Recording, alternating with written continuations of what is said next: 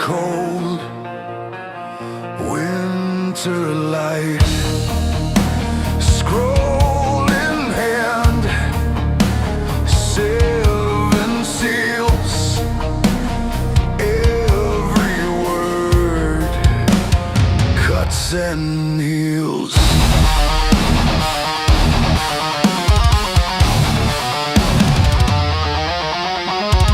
Red horse screams, hooves like drums. All right. Sword raised We're almost high, up.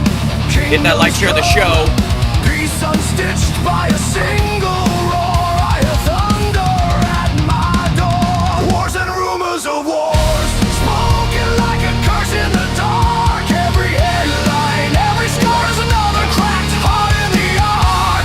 Wars and rumors of wars. Hey, echo from the prophets and seers. When the lamb breaks Let me the see if I can. seal, all the old world shakes with our fear. Be dicey. Black horse ways, bread and bone, steel stilled hard, iron stone, measure grain by a dying sun. All right, let's see if this goes. Hi, everybody. Welcome, chat room. There you are. Let's see. I don't see the stream chat in there yet, but it might pop. There it is. Look at that. Ta-da. Here you are. Welcome. Glad to see you guys here. If I may, I'm going to bring in our first guest for the morning, who's normally our second guest for the morning, but he's been moved into pole position.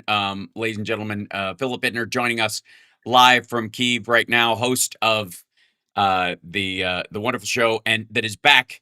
It's back in the saddle again. On the edge.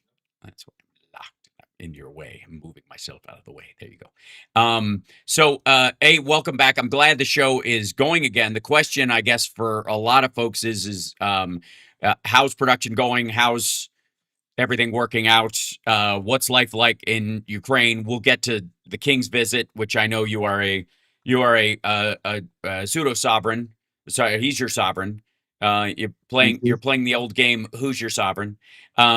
Which is naughty, but still fun. So, hey, how are you? Good. The studio's back up and running. We have a couple of minor issues with it. We had some difficulty getting a guest this week, but we got somebody to come in. So, yeah, we're moving ahead. We're getting back up to speed. Excellent. And as far as like the bombings in the cities and the experience that you're having in the, in and around where you are, has it become a slow drum? Is it, are they using the sort of Iran, I don't know, the Iran pause in theory might allow for more attention to be drawn to the kind of attacks. Have they dialed it back any to try and avoid that kind of PR issue, or are they just... We haven't it hasn't been so bad in Kiev recently, but some places out east are taking it pretty hard. I think it was about two nights ago we had a small exchange of fire with anti-aircraft and drones and things like that, but no massive. I don't want to jinx myself here, but no massive sustained attack that goes on for hours. Every 5 minutes or something. You're either hearing an impact or you're hearing anti-aircraft fire, for hours on hours on hours. Right. We haven't had that since the last time it happened, which was roughly a month ago. I want to say, if don't hold me to it exactly, but they'll send over the occasional drone. It's mostly a nuisance right now, but again, I don't want to jinx myself. But we haven't had anything in the last couple of days, which probably means we're due for something. But they've been getting hit. Well, it's just kind of the way it is. They've been getting hit pretty hard out east. And there's anticipation of a Russian offensive, but then also there's some progress that the Ukrainians are making, and they're digging in anticipation of a Russian offensive. Right. They Ukrainian intelligence thinks that the goal for the Russians this summer, during when fighting season really kicks in, it's the best time of year, climate wise, and Right. landscape and all the rest of it, conditions on the ground. That tends to be the best time to fight, which is when they launch their offensives. And the Ukrainian intelligence has already been putting out things saying, we think they're going to try and go for a town called Slovyansk. And Slovyansk is at the kind of edge of a line of cities we've talked about many, many times called fortress cities, heavily industrialized eastern cities that kind of lie on the border with the Donbass, Right. which the Ukrainians have been fortifying for literally years. Um, but if the Russians are able to take Slovyansk, which I think is a big if, but should it Still a happen, concern, strategic concern, right? right? Then what they could do is they could then wrap up, go city by city by city. If they can Yeah. get one edge, a flank on the line of fortress cities, then they can attack both, from an eastern, heading east and south, and that would put in increased pressure on cities like Kramatorsk and Kupiansk, and these are industrial cities which are kind of the wall that holds them back behind uh, what would be more open territory, although Hmm. the Ukrainians have been building defenses there, so even that also is questionable. Right. But we'll see how it goes. We'll see how it goes. It took them the better part of a year to take a town like Bakhmut or Chasiv Yar, which have populations of 60,000 and were mostly residential, Right. with a smattering of industrial. The fortress cities are all industrial. They're all yeah, car factories, tractor factories, smelting plants, coal refinery plants, uh, all sorts of kind of like really heavy industry, and they're built for you know populations of 120 to 200,000 people. So if it Right. took them a year to take, if it took them a year to take a predominantly residential, and I had to even call it city, but I suppose it is, of 60,000 people, I don't know how they can expect to take Slovyansk, a town built for, don't hold me to this, but I'm betting like 120, 150,000 people, Right. with a lot of factories and stuff like that, and defenses that have been, I mean, it's not like they're surprising the Ukrainians. The Right. Ukrainians knew they were coming this way they've done this way for a decade. So yeah, it's going to be, it'll be a really tough fight for the Russians, and Ukraine's capacity is improving. They're almost to the point where they can produce domestically what they need to fight the war. And in addition to that, they just got $90 billion from the European Union, Right. because Orban's no longer around to obstruct things. So 90 billion euros, 120 billion dollars, could fund this war for, God forbid, another 5 years. Right. So I don't want to get ahead of myself. There are people who are very deeply concerned about Slovyansk, and I think it would be foolish to be dismissive of the threat. Hmm. I would be stunned if the Russians are actually able to capture it at all, much less by the end of the summer. Right. And one of the big things that stood out in the value of May 9th as a holiday in Russia, which apparently is going to be turned into a bank run holiday insofar as I know right now, considering the state of the economy over there. But this is just, this day's come around a few times. Hmm. And there's, last time there was sort of an excuse as to why it was slightly downplayed. Hard to say. Now, the breaking news is, and here I'll share this with you right now, is this one right here. The parade will take place in Moscow on May 9th, but without military equipment. I think this is the second time they've had to do this. Usually they have these, the Su-25s, and it's the kind of stuff Trump really lusts after, that they have all their cool tanks driving down the street. By the way, ruining the asphalt and severing sewer pipes and all the stupid reasons why you don't drive enormous military hardware over regular traffic streets. Anyways, not that the Kremlin isn't a fortified, the downtown part of the city isn't basically a giant nuclear bunker because of how they built it. And that's kind of why they can drive over a few things. But to get there, they've got to drive over regular streets still, and it just makes life terrible for your average Muscovite on the edge of town to do it. And they do it like it's almost singularly. I would say it's this parade almost alone, much like the North Korean parades, much like, I guess guys standing on tops of cars firing AK-47s on, in Africa or the Middle East, is their one way of saying we're the number 2 military in the whole world. Look at our parade of stuff. And now they don't have the stuff. Yeah. Um, Well, it's that's all meant to it's all meant to intimidate. right. I lived in Moscow for almost 5 years. I saw 4 of these things, Hmm.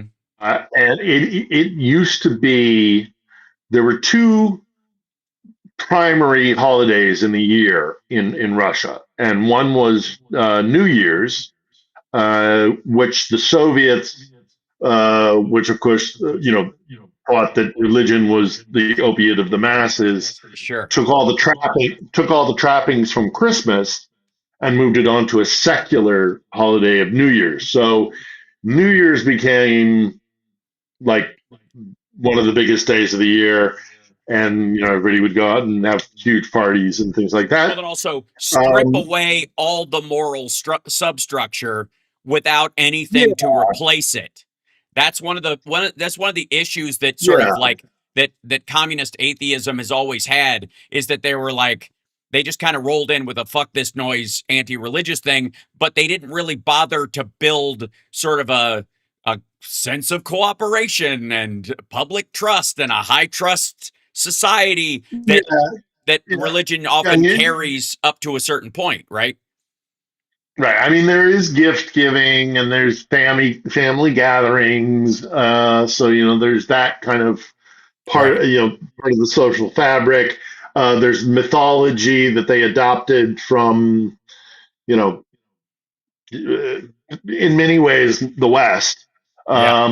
They just replaced Santa Claus with Father Frost, and Father Frost has his helper, who's instead of like little North Pole elves, is the Ice Maiden, and she always She t- melts. There's a whole yeah, tradition with she her. tells you to let it go, and then the magician tries to steal her hat or something like that.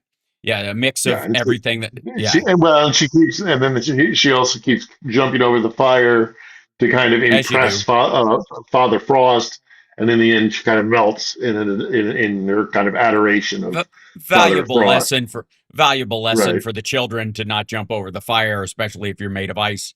So Um, that's New Year's, but then the other big day on the calendar in Russia was May 9th. right. Um, and that's why they did this parade to commemorate victory over the Germans. Uh, but yeah, you got to understand the mentality of what the Second World War means to Russians today. It's not a holiday. It's not like a historic holiday. It's like Yeah. a religion. And every family has a story about what their grandfather did or what their grandmother did or, what they suffered through, or Right. there's a mystique that is built around the Second World War and the victory against, Hitler. Hmm. Which, hey, fair dues, but it it's been very interesting to me, and I even made a vlog about this at one point. Is that lots of people think that Russia was this great frontline area of the Second World War, and indeed there was the first year of the German invasion. When they tried to get to Moscow, there was the Battle of Moscow. They got to the gates, but that was about as far as they ever got. There was the siege of what we call St. Petersburg now, Leningrad back then, and then of course there was Stalingrad. So I don't want to dismiss the blood that was shed, but actually the real serious fighting between the Nazi war machine and the Soviet Union happened here, happened Yeah. in Belarus. It happened in Belarus and it happened in Ukraine. That's where a lot of the most intense fighting happened. And so every May 9th in since independence, since they got free of Moscow, every May 9th in Ukraine is a very somber day. Hmm. You do kind of some will go lay flowers at graves, or go to churches to light candles, or things like that. Whereas in Russia, it takes on this whole aspect of almost like a party. The parade, and people Right. are people are getting together and they're having feasts, and they're Is there drinking uh, involved? I feel like it's Russia. There's drinking involved. lots lots and lots of drinking. Yeah, yeah. But of There's some course, ring. A little bit. the stories of what great granddad did in the war is relayed to the younger generation and things like Right, that. right. And it's anecdotal, but I have a friend of mine, for example, who tells the story of his, I guess it was his grandfather, who was a pilot, a fighter pilot, and he had been drinking the night before because he wasn't supposed to be on call the next day.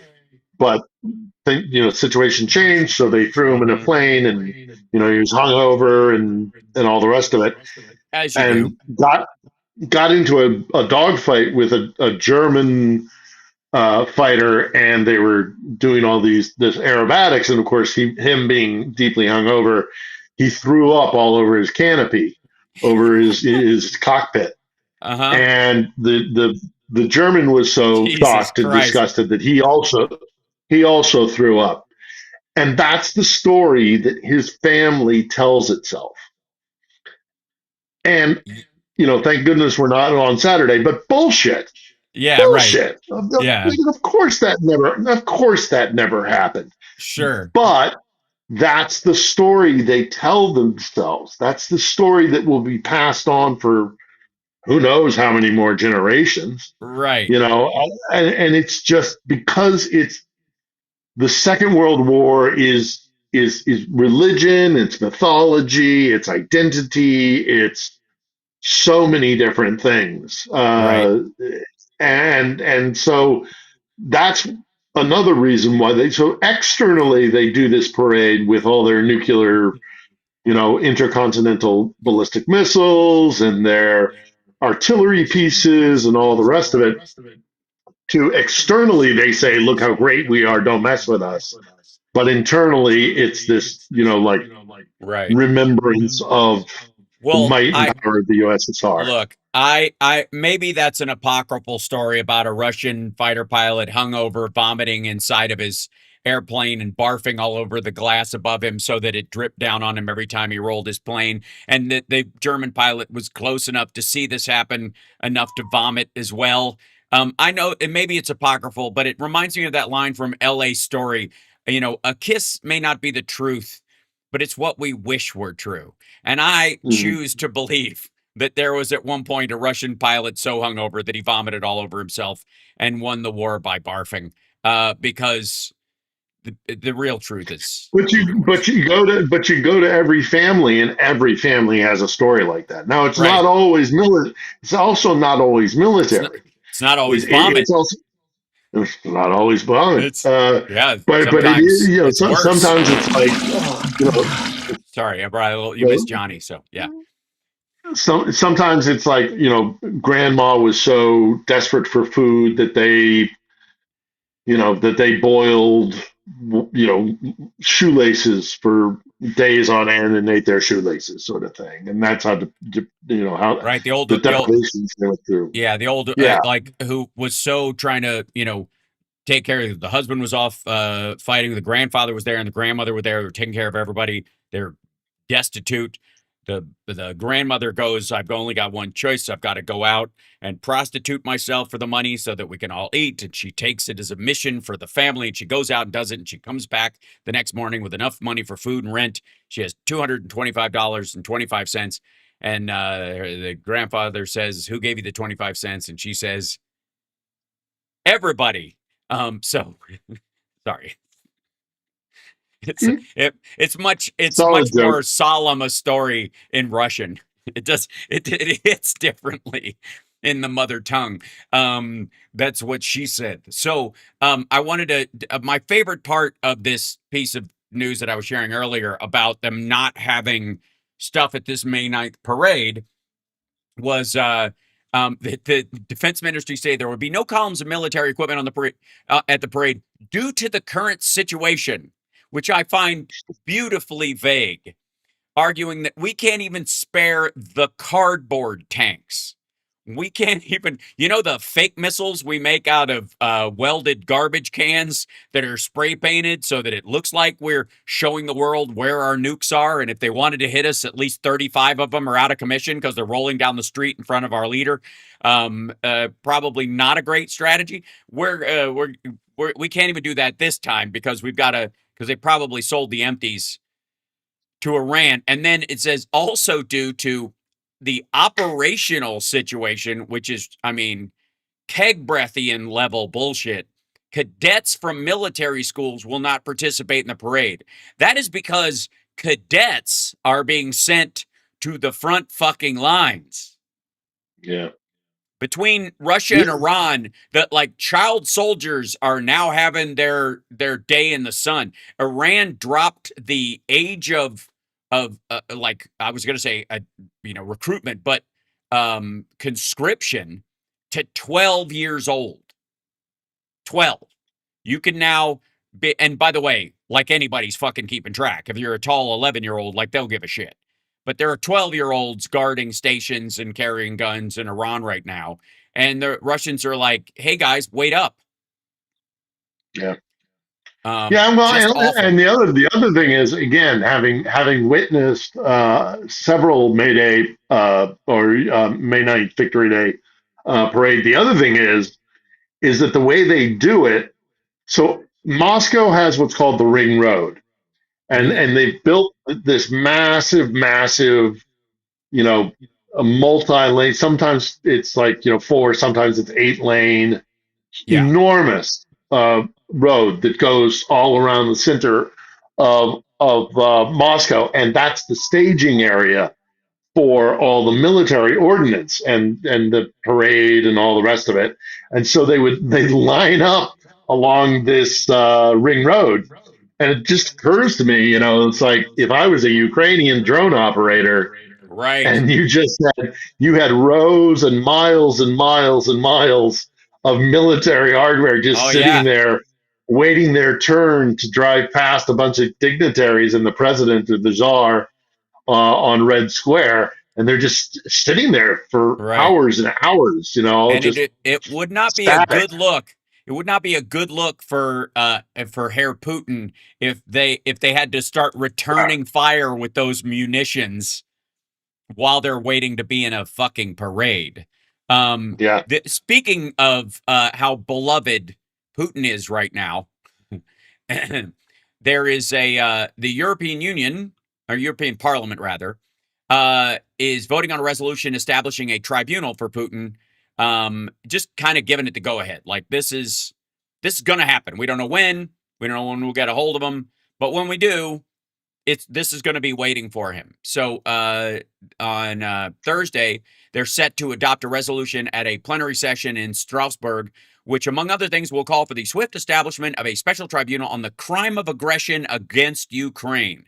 And that's really just kind of eats into that Ukraine started this talking point that, I think the only three people still spouting that horse shit are Tucker Carlson, Jimmy Dore, and Sidney Powell.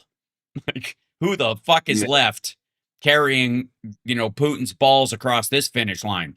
But this will call for a complete establishment of a special tribunal for Putin as soon as possible. The draft resolution titled "On Ensuring Accountability and Justice in Response to Russia's Continued Attacks Against the Civilian Population in Ukraine."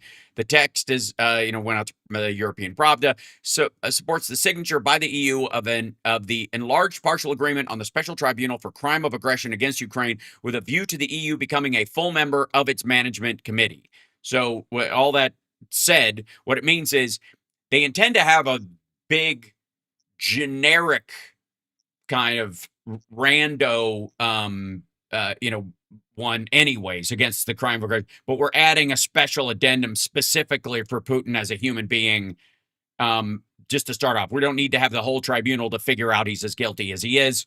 That's obviously established. He's said as much on many occasions. So we don't have And to.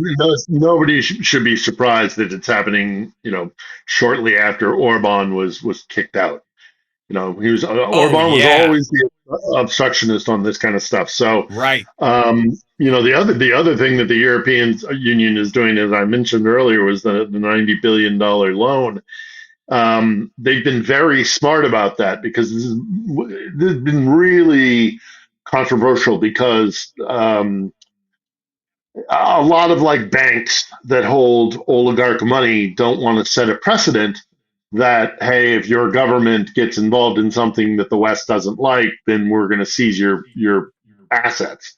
Right. Even though Russian oligarchs basically are the government, Yeah. there is no sunlight between the two, between the Kremlin, and you can't be an oligarch without being in Vladimir Without his Putin's court. approval. Right. Yeah. Right, right, exactly. So what the European Union has done in another move related to this, which I think is very smart, was that what they did was they said, we are going to seize these assets of Russian oligarchs as collateral so that we're going to give Ukraine this money so that it can defend itself. But when the war ends, should reparations be established with the government in Moscow, we can maybe give these individuals their money back so that Right. it doesn't break down this banking trust that had a lot of the financial institutions scared that it would set this precedent. So very, very smart move. Yeah. And again, I think just on the sheer fact that it's $90 billion euros. This war, I hope it doesn't, but Mm-hmm. they have the means. They have the means to keep fighting for a lot longer. So, Mm-hmm. Well, and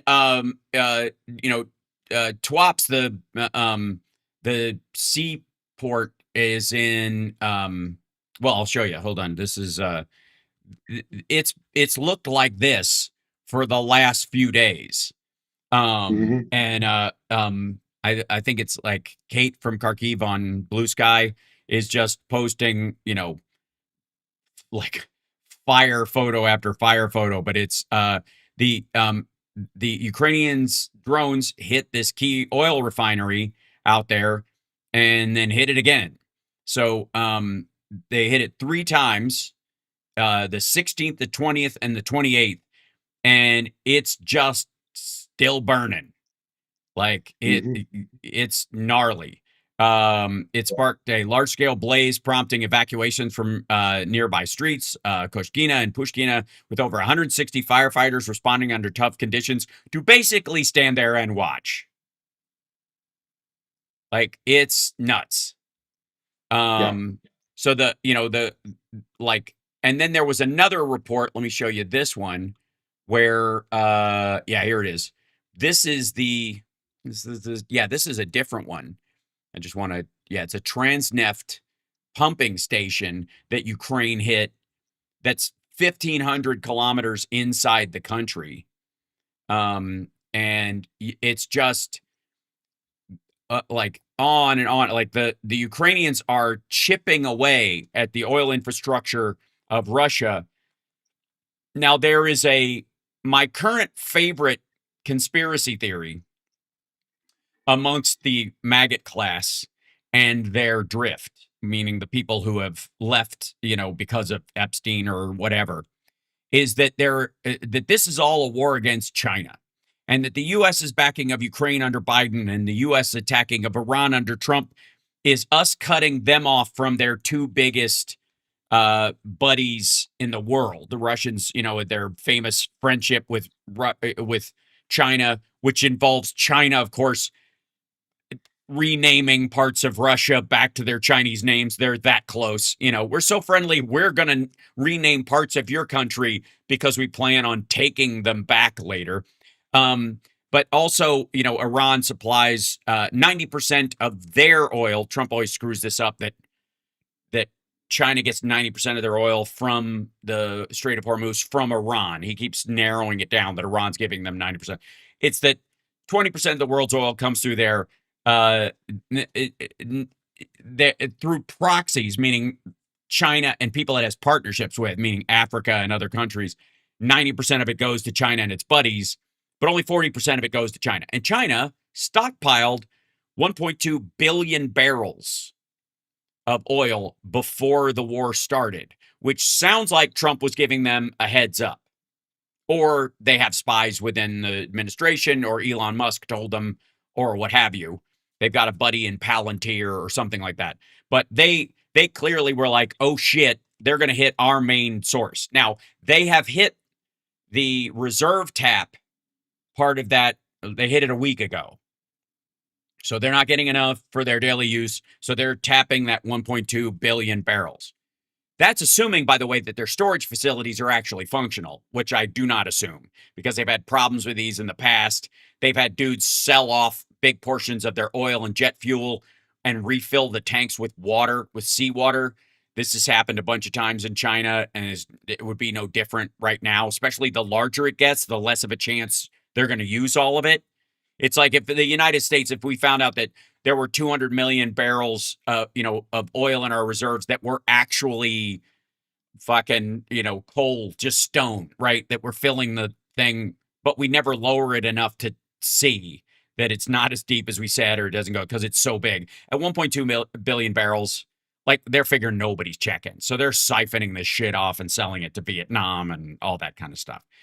But the idea is that Ukraine, on behalf of the EU and the United States, is our proxy to destroy Russia, which we baited into this war by wearing a short skirt and walking down the street at night, carrying a purse and not paying attention to our surroundings, like Sylvester Stallone in Nighthawks.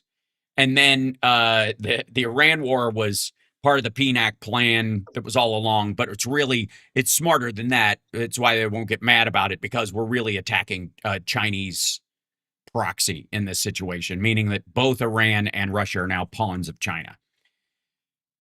Besides it being stupid, it still paints this picture of Russia being worthwhile as an ally, which I see no signs that it is.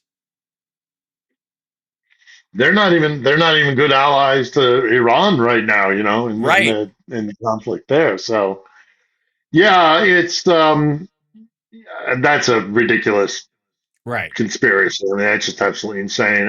Yeah, This strike though, the 1,500 kilometer deep strike. I mean that again, Hmm. it shows what I was saying earlier in that Ukraine is getting to a point where they can actually kind of provide their own weapons. Hmm. They've got their own cruise missile that competes with any cruise missile on the planet. Not exactly, but pretty Right. on par. Um, Western like Yeah. the Brits, Sorry. the Brits and the French and our cruise missiles tend to fly faster and carry heavier warheads, if I understand Right. correctly. But yeah, it's perfectly fine, and they're producing. Every day they're producing one of some of these things, or they're just churning them out, and so I think we're going to see more of these deep strikes Hmm. into Russia. It's the This is not war okay. is not ending anytime No. soon, sadly, Right. unless Russia comes to its senses. This is well inside Russia. This is the Tuap's planet. This is a closer view of what's burning there.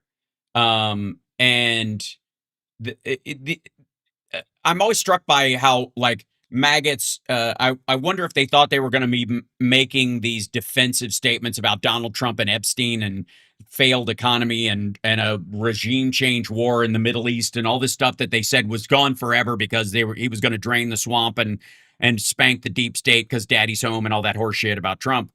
That I I don't. Do you think the Russians 4 years ago, 5 years ago, or even a year ago were like thinking that the Ukrainians would be able to strike this far into the country and cause a devastation of this magnitude with effectively maybe what $2,500 worth of gear for real?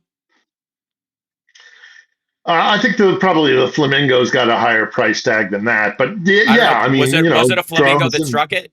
Yeah, I don't know if it was the drone I, or I'm, the I'm, yeah. I'm, I'm betting it was. I'm betting it was a flamingo, but don't hold me to that exactly. Let's say it's But fifty to $100,000 compared to the yeah, I damage. mean, It's like no. extraordinary, right? Well, of course, they didn't think that they were going to that the Ukrainians would be able to fight back. I mean, they brought their dress uniforms with them when they were marching on Moscow. And got Right. absolute shellacking at the beginning of the war.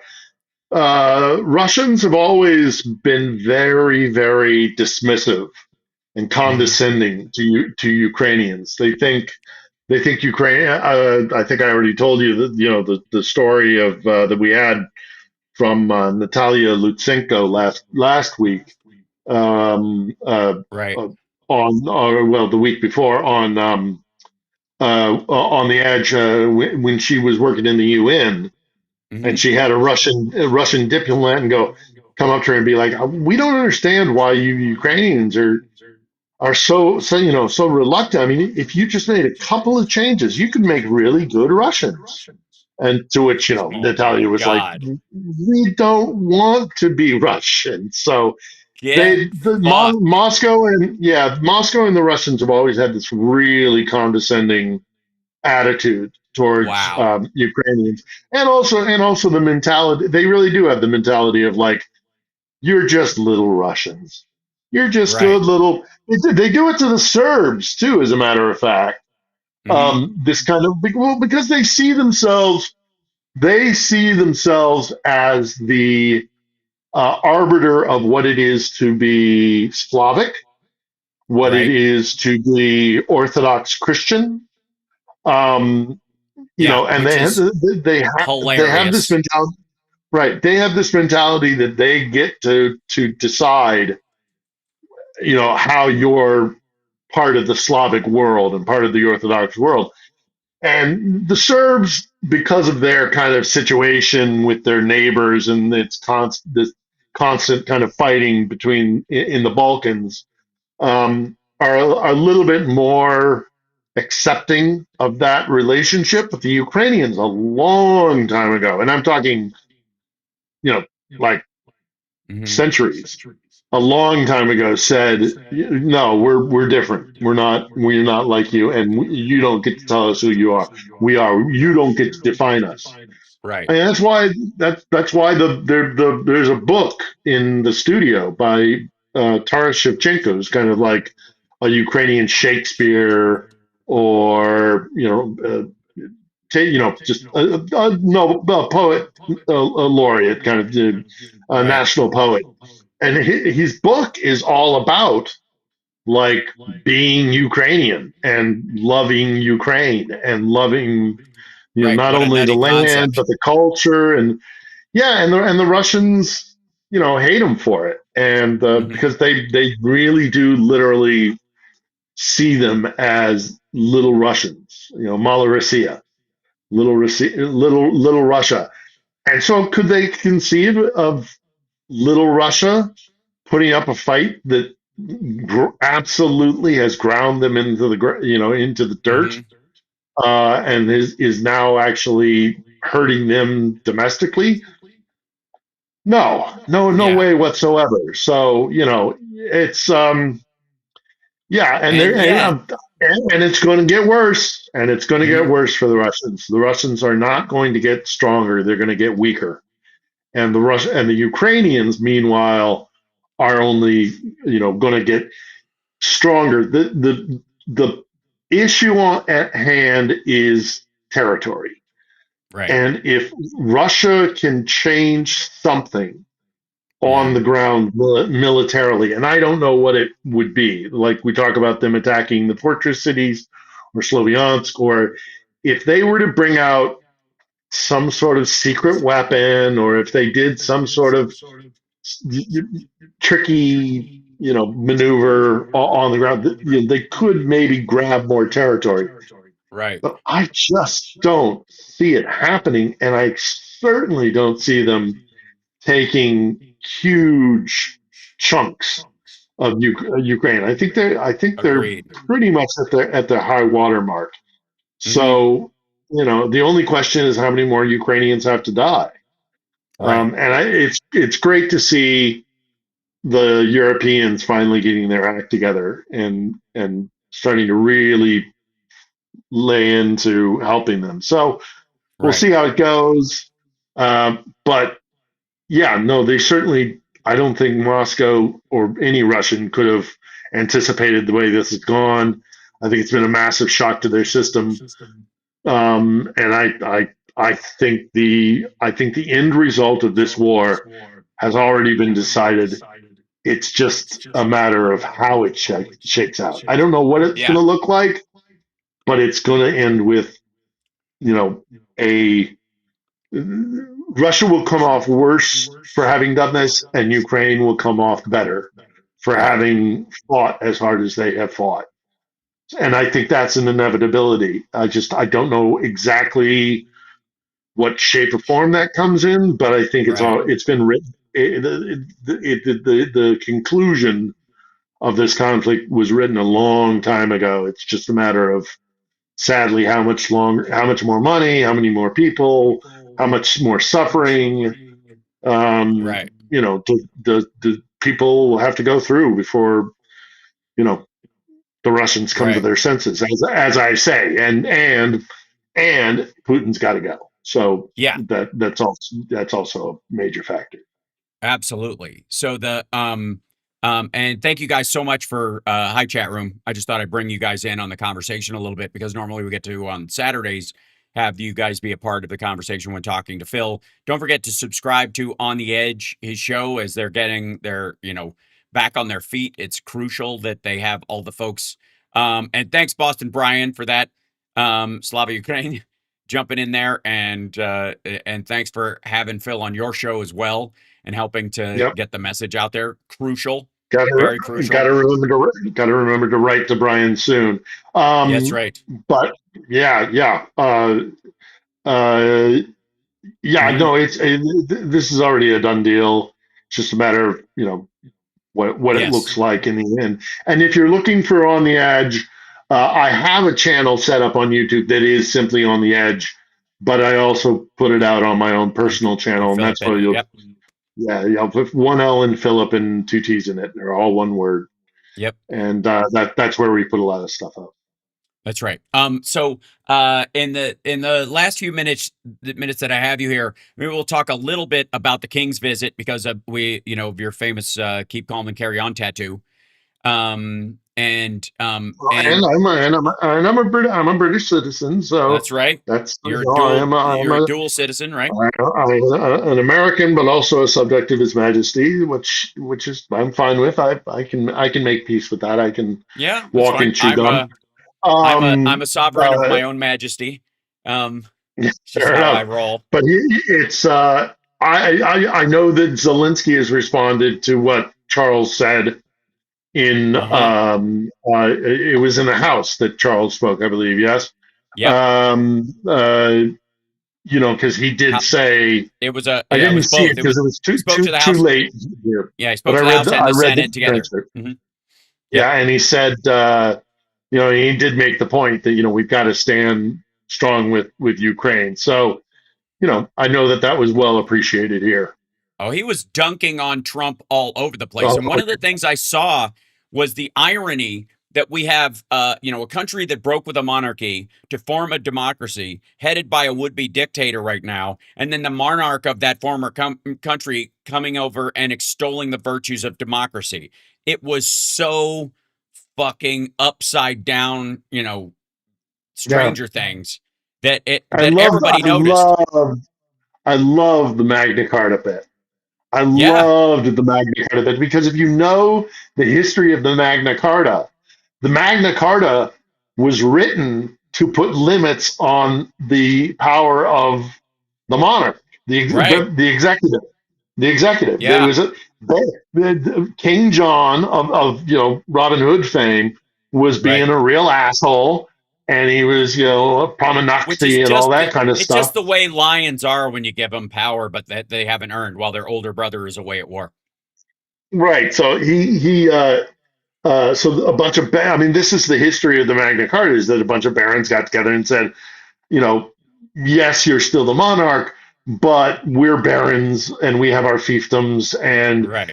this is as far as you can go, which is then the basis. And Charles pointed it out that over I don't know how many years and judgments in the Supreme Court that the Magna Carta was also mentioned because it's a progression, That's and right. the idea is that there can be no absolute monarch, that people have They have to have a rights say.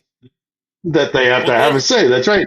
And to say that with Trump in the right. Oval, I just But also chef's like kiss. there's also And the funny thing and is I'm not a fan and I'm not a fan of Charles. I don't dislike Charles, but I'm not a fan of right. Charles. I was all I was Yeah. deeply in love with Elizabeth, but Charles he's a fine monarch. He'll be a nice little transitional Eh, monarch. to But William. anyhow, whatever. Right. But so it's not like I'm getting Sure. out my pom poms and jumping up and down for Charles.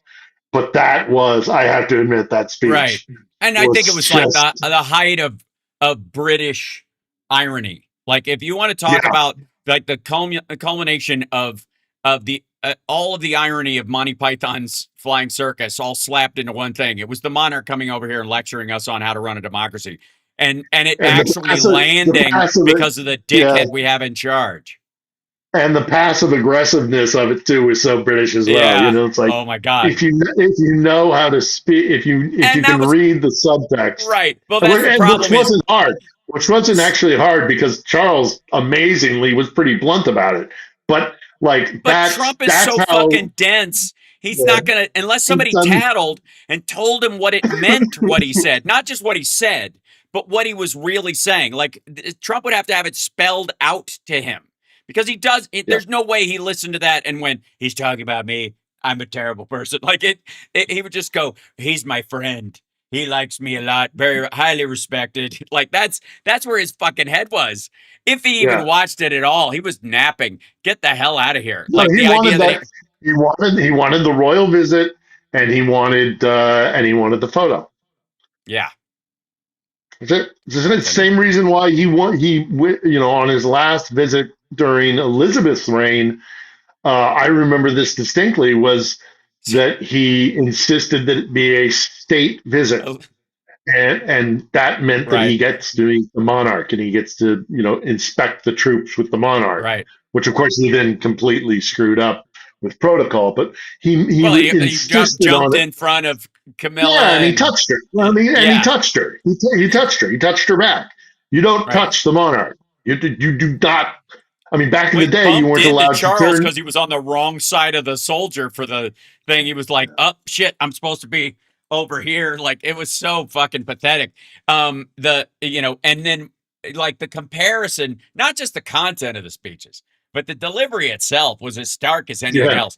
Because here's Charles reading a witty speech, well put together, clearly partially memorized, if not fully memorized, and just using the notes for reference, and Trump up there looking like every word that followed was produced by autofill and he had no idea it was coming.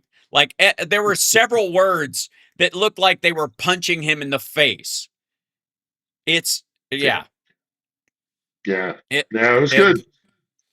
right. So it was a joy to behold in that regard. I'm still full on no kings kind of a dude, but again, it's not Fair our enough. king, so I don't worry about it. Like if a king from Well, it's someplace also else not comes our. over, It's not our. Yeah, it's not our society. nope, Britain is structured in a very, very different way than the United States is, yeah, and for it's them, I adorable. mean, there Yeah, are people are Republicans and they want to get rid of the monarchy. I hear that argument all the time. Look, I spent enough time when I lived in London, in British pubs debating this. But Britain is not the United States. It is yeah. set up very, very differently. So a monarch there, That's why it that's why serves I a say completely different purpose. everybody wants to be like Mike. I'm telling you, the UK, just go back to being England and Ireland and Scotland. The concept of a United Kingdom is a little silly at this point. You don't have an overlapping tax structure. You basically have a security guarantee because you're attached as an island, but it's not really a union. You have distinct societies, distinct governances. Like just have a treaty. It's not the unite. You're not united as a kingdom under the king. Fuck off with that nonsense. It's also like the European Union. That's them trying to be like the United States, and they aren't because there's a much bigger difference between Germany and France than there is between Wisconsin and fucking Minnesota. So just Yeah, knock it off. Be countries. It's okay. It's okay that that there are genetic differences between the yeah, Danish and the French and the Nordics and the fucking British. It actually exists. And you're allowed. and yet, yes, I hear your point, and yet at the same time, I think the idea of a common Europe is a really, really good one, because otherwise they're Sure. going to start fighting one another at the drop of a Yeah, hat. But if you I find agree. if only just an economic reason to tie those countries I together, agree. Again, then call it the uh, European Alliance instead of the whatever. European Union, because a union means you guys are fornicating and making a Europe baby. And that's not what we're talking about. We're talking about them aligning with each other for shared interests and then maintaining their own cultures and governments where appropriate. Come on. And I Like, look and I look forward to the day when Ukraine is part of the EU, because that's going to happen. right. Well, they're going Yeah, to need them, that's and going. and That's going. Germany does not, Yeah, because Ukraine will be a better ally and an economic engine than Germany is, which is why they drag their heels on the Russian oil for a while. I'm convinced because they could see that writing on the wall. Anyways, Phil, thank you for joining me today. I greatly appreciate it. Get some rest, my friend. I know it's nighttime where you are, and I will see you on yep, Saturday. Appreciate you indeed. dropping in, and we will see you on the other side. All All right. right, take care. Talk on Cheers. Saturday. See you. Excellent. All right. There he goes, ladies and gentlemen. The lovely and talented. Where did my chat go in this window? It should be there. I don't understand. I don't know why. Okay, there's the stream chat. And there's this copy of the stream chat. The copy of the stream chat is just fine. And the stream chat itself, there it is. Now it works. The hell. just need to be poked, I guess. Who was shouting at me about, like, oh, for fuck's sake, the United Kingdom ain't us? Shove off. The Irish aren't English. The Scottish aren't Irish or English. There's a lot of interfucking that happened, and a lot of it wasn't consensual. Look, I get where you guys are coming from, but again, it's an alliance, not a union, and words matter. They matter. Right? All right. Yeah, apparently I poked some people. I don't know why. Oh, we're still on the others. Yeah, we're on the screen. Okay. Popped up. I don't know why it was coming up on there and not over here, but whatever. Jog on. You will have to get the fuck out of here, mate. Yeah? I'm going to fucking shoot you, Tommy. And Wales. Yes, exactly. Wales is a distinct country. Ask Anthony Hopkins. And the lovely girl I met when I was traveling in England, who we had our own alliance for just one night, but it was a beautiful thing. The lovely girl from Wales. That's all I'm saying. The rest is none of your business. It was mutually lovely. Oh, I guess missed across the pond. Anyways, yes. Where do the Polish fit in this? I'm fairly certain they are Polish, and Poland is their country. Now, Germany would argue that there were Germanic tribes that lost their land because of the Romans that became the Poles and all that kind of stuff. But I think that ship has sailed. Sorry. Okay, now let's shift to the news of the day. Now, what background do I want for this? It's very hard. So let's go to here. This one. Do we go to here? There we go. That's my news background. Welcome to the show. It's House Parks Mornings Mega Worldwide. Like, subscribe, give a thumbs up, support the show, etc., etc., etc. So a couple of things that popped out today, which I thought were particularly hilarious, and are a joy to behold. Not the least of which is this little gem. Hold on, I've got to clear some of the crap off the screen. You guys remember this lady? She would commonly be referred to, I think, as Slam Blondie. This lady right here.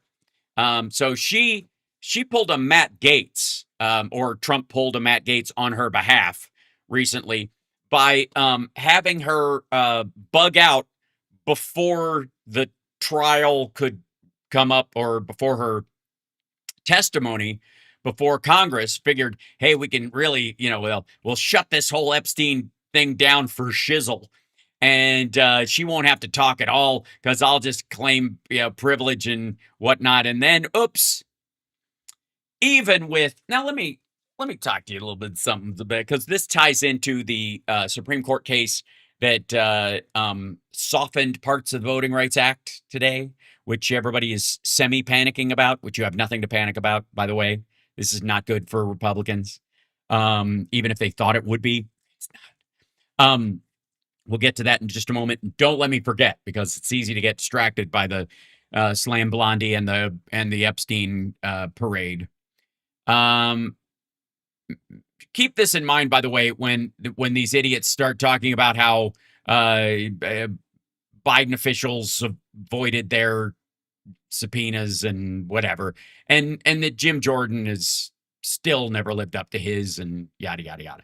So the expectation that they're actually going to do anything about it is, I mean, normally I would say it's not going to happen, because she's protecting Trump, and that's what they're going to do. But the problem is there are enough Republicans that want the Epstein thing behind them, and they want to distance themselves from the Epstein thing, that they might be more than happy to throw her under the bus to do that.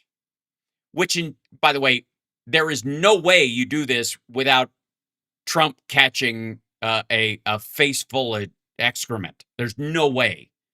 So Democrats on the House Oversight Committee filed contempt charges against Pam Bondi after she failed to comply with the subpoena to give a deposition on their handling of the Epstein file, on her Epstein files.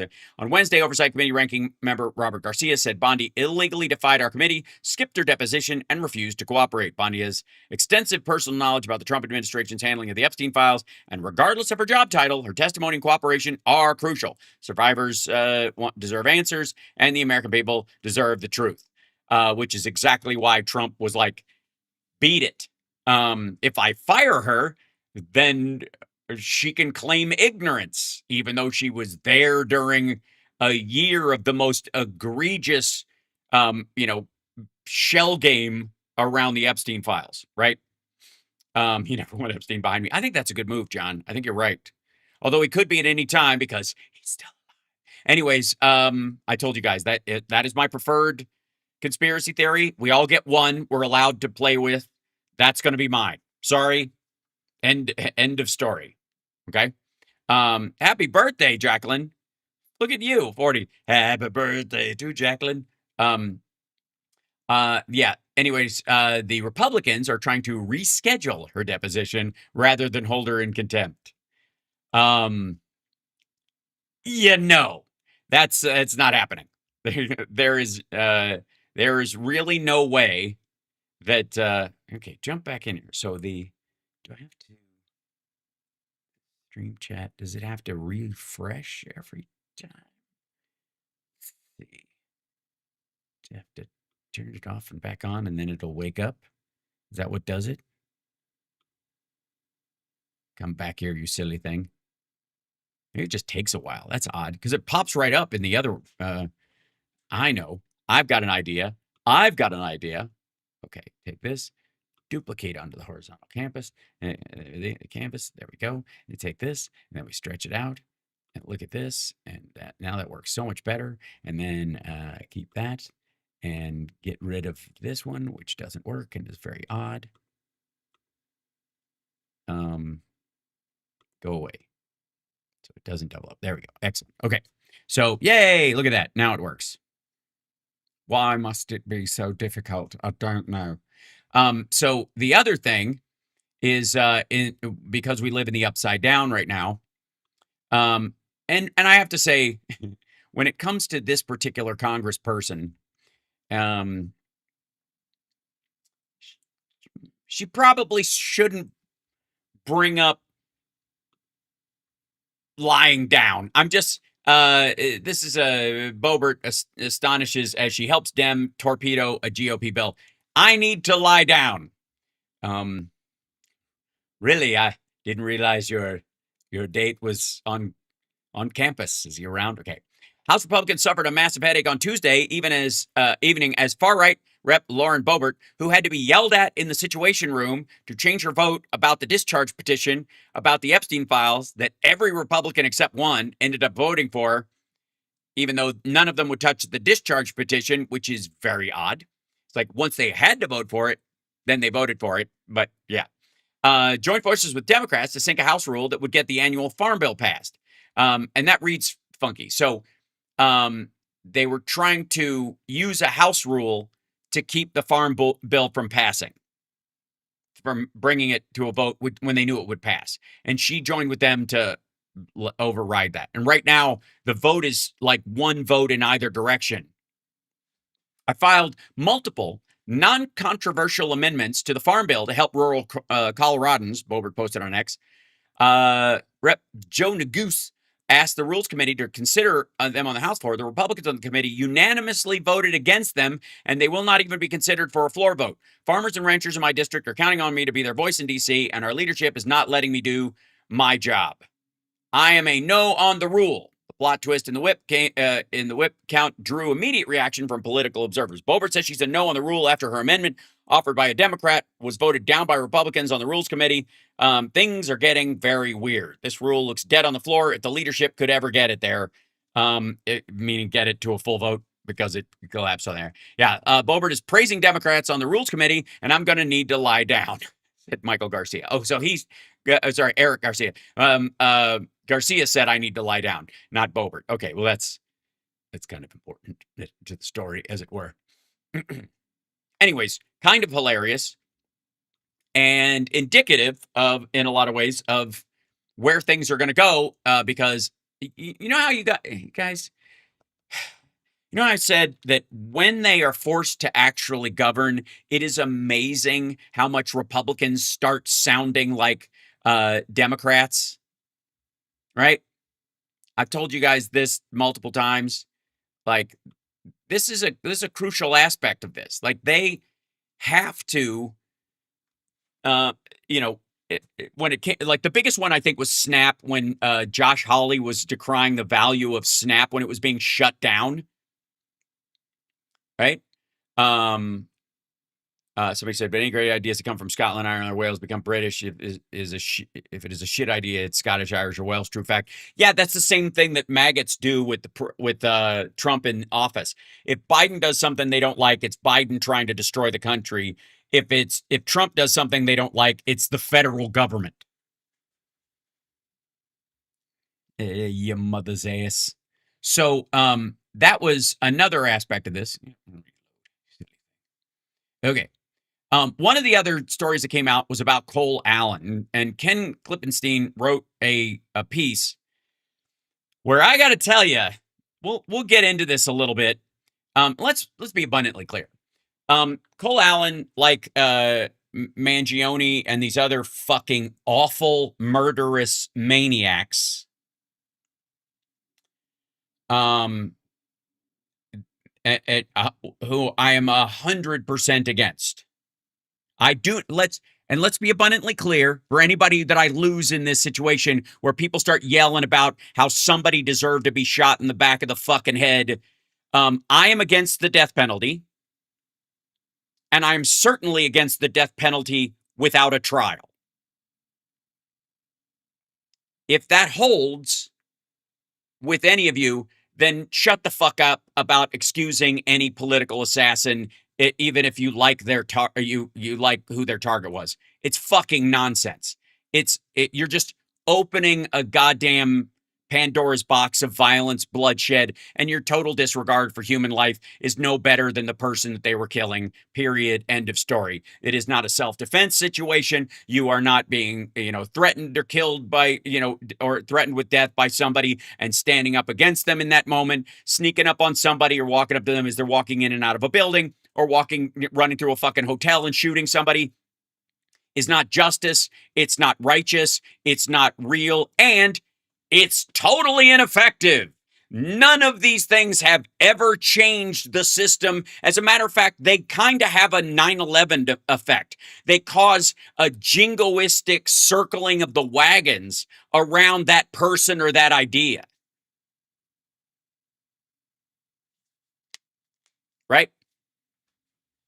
So did it make it, insurance companies lower their prices? Get the fuck out of here. Kind of like bombing Iran. Precisely. You can still hate Iran and go, this is a bad idea. This is terrible. Violates all the rules of humanity. So no, you're not ever gonna move me on that thought. It's not gonna happen. There is no situation where I'm gonna support somebody walking up behind somebody and blowing their brains out. Put them put that person in a cell and leave them there. I would rather protect my ethics, morals, identity, and belief system by living them than tossing them aside whenever I'm frustrated and becoming the very thing that I accuse others of being, which is, murderous with the intent of making a point. It's silly.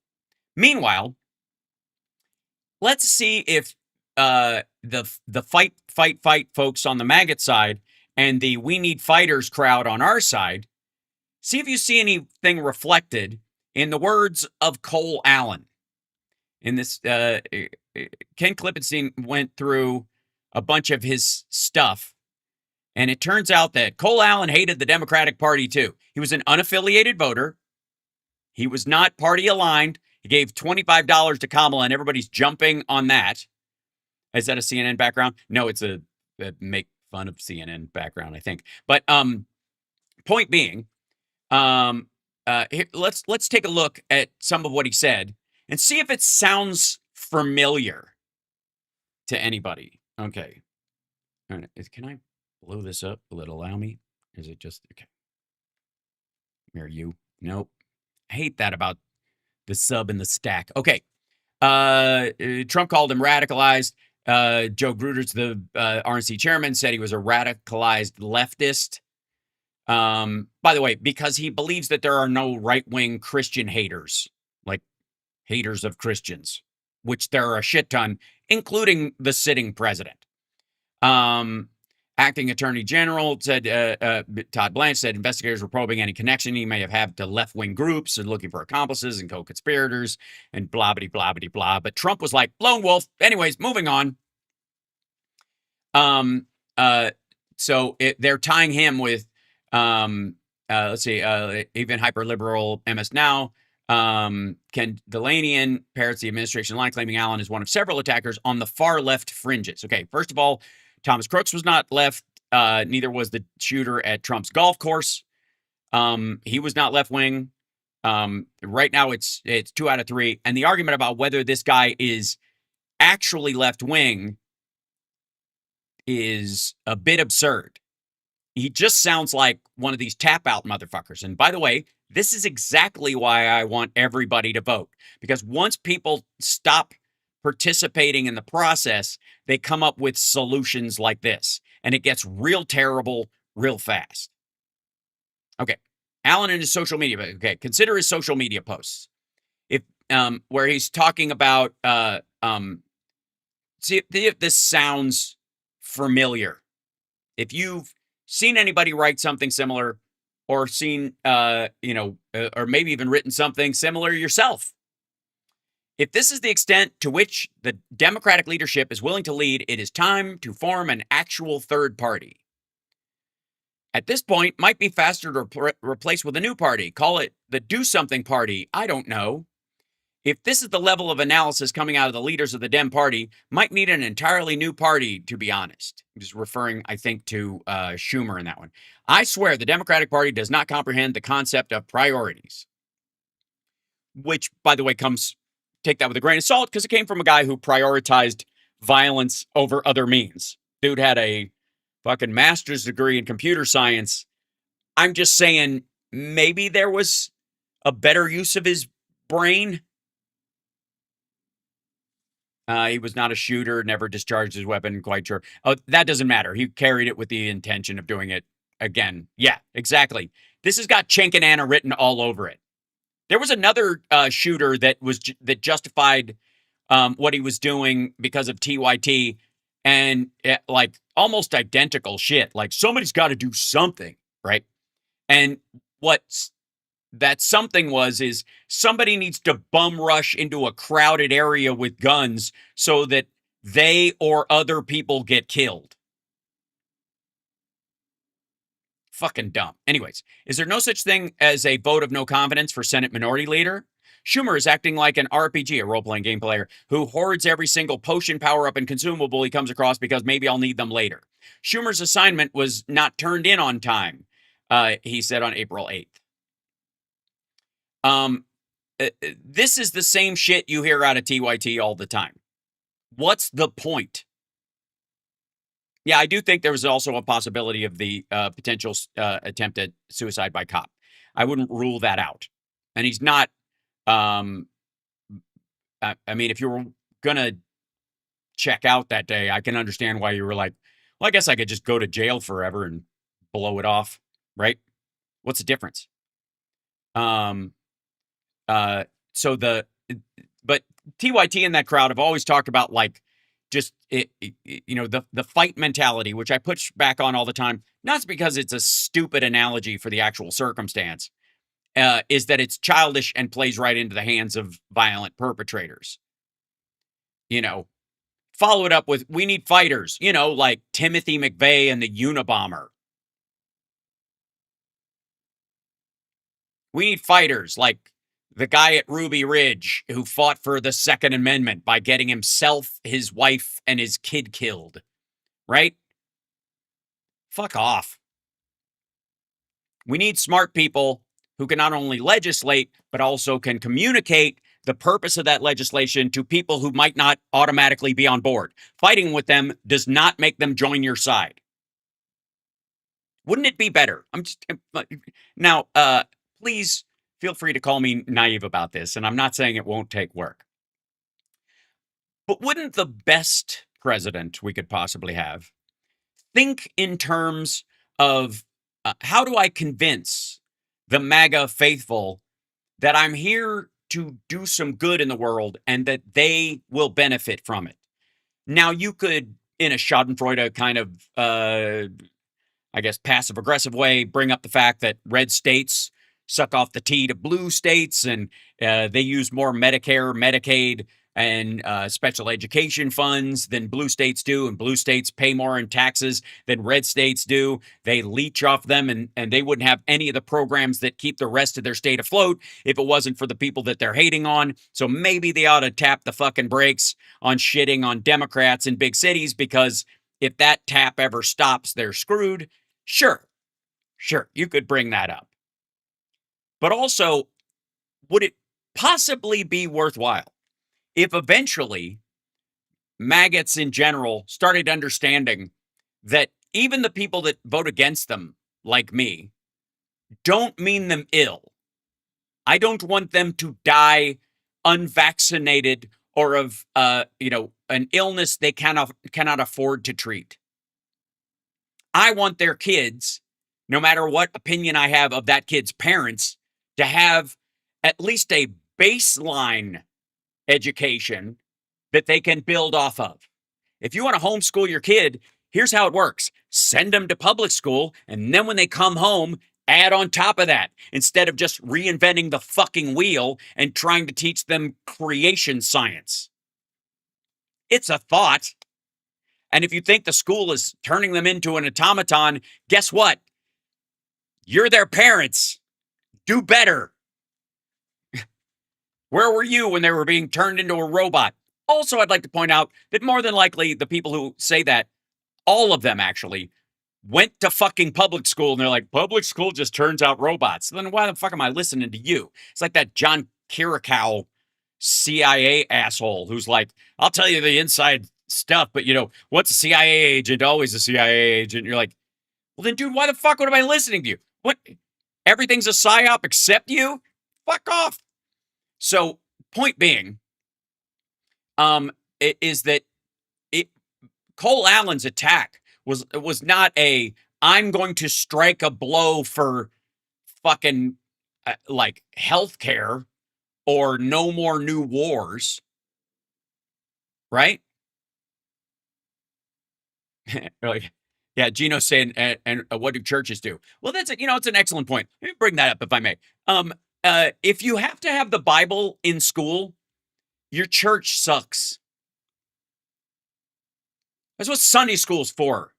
If you want to study the Bible after school or after work because it's that important to you, then fucking do it. And especially if you don't trust public education, you think it's all run by fucking, I don't know, a Jewish Illuminati cabal of UN secretaries general.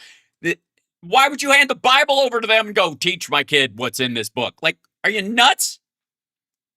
It makes no sense. Like, you drill past, like, an inch below the surface, there is nothing. Like, I find it maddening. I really do. It's so dumb. If you believe church is important, then be important to your church.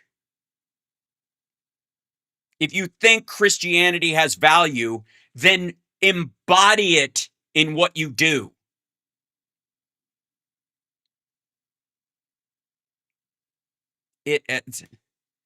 This is not difficult. And the idea that your kid goes to school and learns all kinds of stuff and comes home, you can have a conversation. I have a conversation occasionally with my son when they talk about stuff in school, and I don't know how broad the conversation was in the classroom because I wasn't there, but I know what he took away from it. So I will kick the tires on the idea that he got at school to make sure if it is good, he understands it and really absorbs it, and if it's not, he's got a good counterpoint to it, and if there's more to the story, he's informed. Because there aren't enough hours in the day just to teach U.S. history, much less the 1 hour you get, every day or 3 days a week, depending on how they schedule it at school, to do that, right? You've only, they can't possibly fit it all in, so it should be a starting point, not the end. This is also a problem they have with Republicans. Really have a problem with equality or equity and them being bad words, where in America we want everybody to have the same ability to reach the starting line. Getting across the finish line is up to you, but nobody should have like fucking, ball and chain attached to their legs in normal, in normal life. If you fucked up, you fucked up. You got to carry that with you. That's your life. But your parents' net worth shouldn't reflect on the chances you get in a democracy. They just shouldn't. And if there's kids that don't get that, we should do everything we can to make sure that those kids have a chance to live up to their full potential. Not just because we're fucking bleeding heart liberals who, want to take from other people's kids and give it to these kids because the parents are fuck ups over here. No kid is responsible for their parent. Parents are responsible for their kids. But a kid isn't, if they're born to a fuck up, it's not their fault. And that's where we can take a responsibility and make sure that another, criminal, loser, leech on society, whatever you're worried about, doesn't occur, because we have the ability, the means, and the wherewithal as the richest country in the world to actually take care of these things. So when it comes to the Cole Allens and the Luigi Mangionis of the world, the primary aspect of these folks is that they have given up on voting and actual participation, or they are frustrated by the lack of action, ironically, in this case, by the people who are in the minority, because voters put them in the minority. Voters put Dems in the minority. For the record, 6 million of our voters stood down last time and handed Donald Trump the football, the nuclear codes, the budget. And anybody who's like, yeah, if Kamala was in there, we would have attacked Iran. We would have, snatched the leader of Venezuela. We'd be threatening Cuba and Greenland and Canada. We'd have a $1.5 trillion military budget. If you're saying that, you're either insane or you're covering your ass. And more than likely, that's what it is. You voted for Trump in secret, you voted third party because you're a petulant child, or you didn't vote at all. And now, looking back, you have a guilty conscience, and instead of going, I fucked up, and I'm not going to fuck up again, and allowing regret and shame to shape your life as it should, you're shrugging it off and saying, well, two legs in the same pair of pants. And by the way, I want to thank the maggots who are in the chat today. It's really great when we have trolls, because you guys spread us out into the algorithm in a way that, we can't do normally. But in particular, I think I just saw when Democrats love criminals and illegals, which is just a rubber stamp statement. So maybe I'm talking to a bot right now, from Donald Trump. And again, Donald Trump just pardoned one of the biggest drug dealers in the world and sent him back to his country so that he could help run a crypto firm with his son. So the idea that Trump was best friends with Jeffrey Epstein for 27 years plus. They may still talk regularly because again, I don't think he's dead, but because that's my favorite conspiracy theory. So, and insofar as illegals, the daughter of the head of the Congo bought several condos in Trump buildings with millions of dollars of money that was stolen from the Congolese people. and did that illegally. So she was here as a legal permanent resident under false pretenses, all that stuff that Donald Trump's trying to overturn, buying multiple units in his buildings. And he, while going, the people of the Congo, it's the Congo, they're sending their worst. They're coming over here in canoes. They're rowing here from the Congo and running across the southern border. Meanwhile, he's selling them $1 million condos in his buildings. The violent leadership that kills their own people, which is, by the way, exactly why people flee the Congo. That if you want to look at why people would leave the Congo and seek asylum in the United States, one of the big reasons is the leadership and the fact that they're suctioning all the money out and using it for illegal shit, including buying condos in Trump's buildings.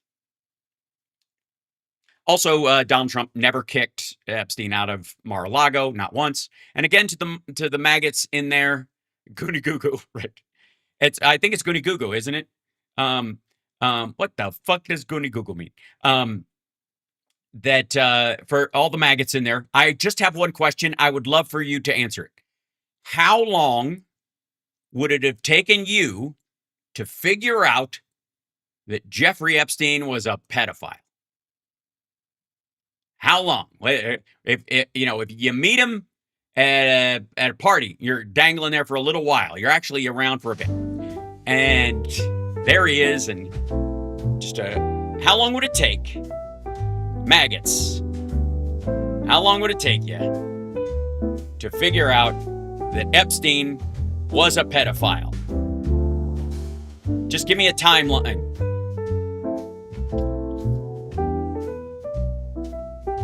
One Howard Nutledge? Is that a unit of measurement? I don't actually expect the maggots to answer, but I would love to hear that. When I'm at the No Kings rally and those folks show up, I always ask them, and they all say, I'd know in 5 minutes. Well, then why did it take Trump 27 years?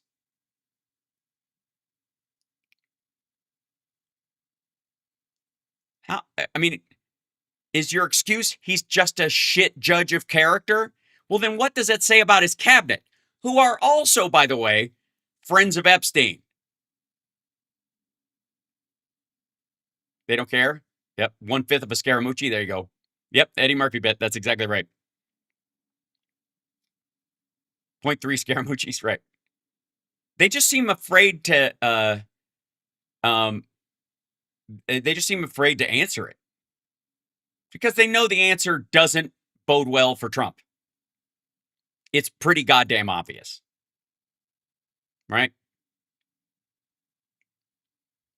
And the other question I have is, why were Donald Trump's two best friends in the whole world, the people he had the closest relationship with, by his own admission, the closest friends he has ever had, both dead pedophiles, allegedly dead?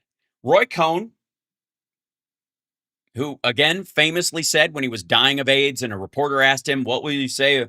People say that, what's your answer to people knowing that Roy Cohn is gay? Because he loved talking about himself in the third person. And Roy Cohn said, Donald Trump's mentor and friend said, Roy Cohn, speaking of himself in the third person, gee, I wonder where Trump picked that up. Roy Cohn is not gay.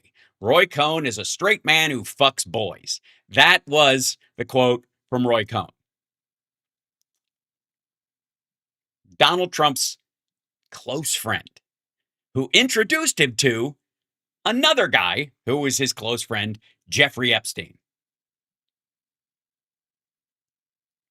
And they were thick as, well, I was going to say thieves, but pedos during the 90s and early 2000s. And Trump only started distancing himself once he got busted, but he still came to the house.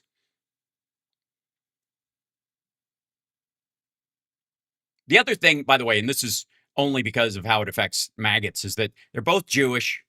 And then his daughter marries Kushner and converts.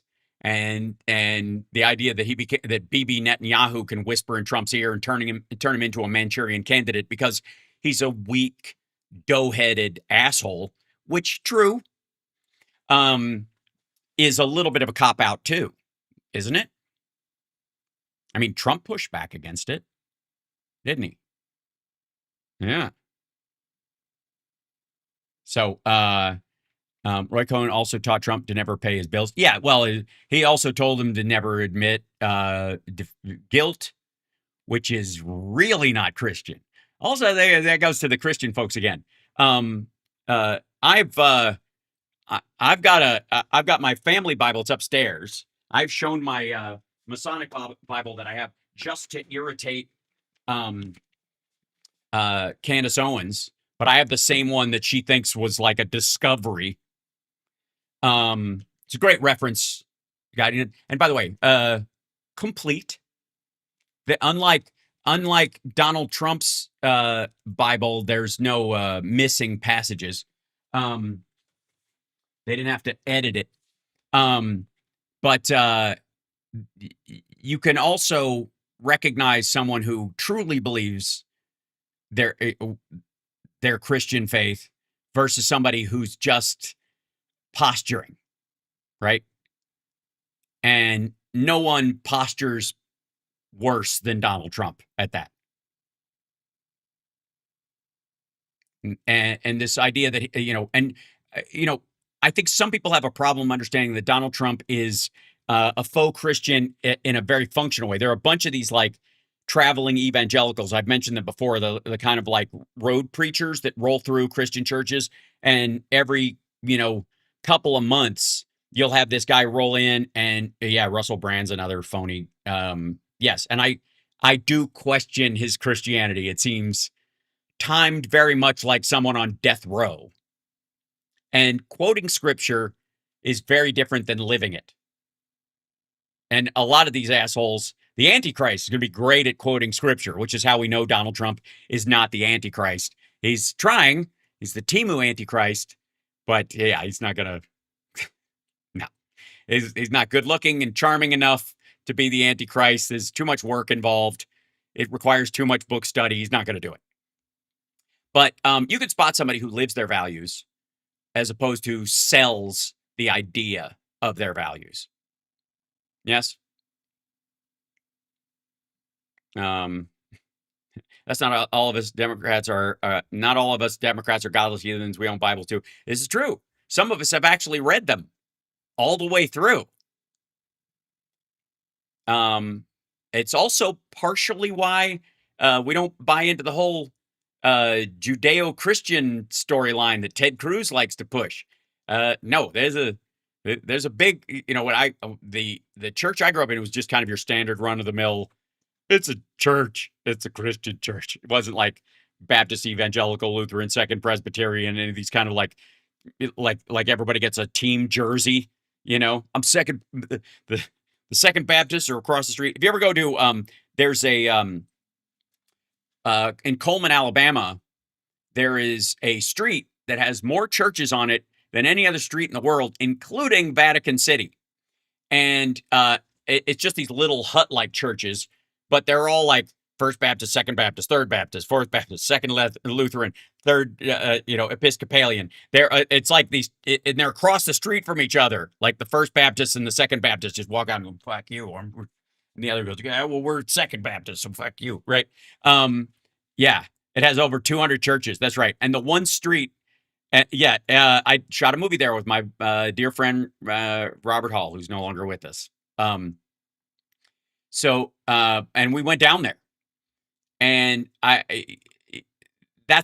church didn't have any of those, those variances at all. It was just kind of like a building, and we do church, and then Sunday school, and then Wednesday service. Sometimes you'd have a Sunday night service, and then Wednesday fellowship. That was basically the run of it. And then have Sunday school before church. So the kids would come in early, the parents would drop them off, they'd eat food before service so nobody's belly would be growling. And then but occasionally we would get a preacher who would roll through and give kind of his suitcase sermons, right? It's Thursday was youth teen group. Wednesday was kind of that. They split us up. But Mooney Girl, that's basically, yeah.